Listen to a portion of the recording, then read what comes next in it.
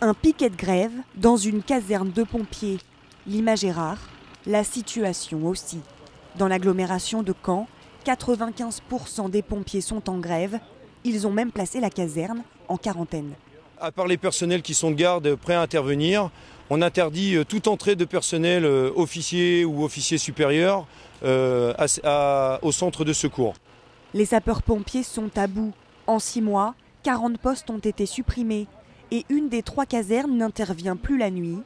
Ils dénoncent une surcharge de travail et une désorganisation de leur planning.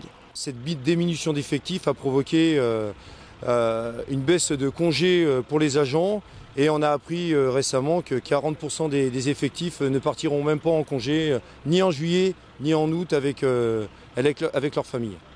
Mais le ras-le-bol va plus loin. Les pompiers se disent sous pression et épuisés. Les arrêts de travail se multiplient.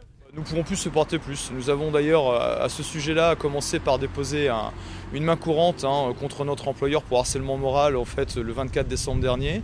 Donc nous étions plus d'une soixantaine et nous représentions les 170 sapeurs-pompiers de l'agglomération caennaise. Le conflit avec la hiérarchie dure depuis 18 mois. Le dialogue a été totalement rompu. Mais le président du conseil départemental, qui fédère les équipes et les moyens des pompiers, recevra les représentants des grévistes mardi.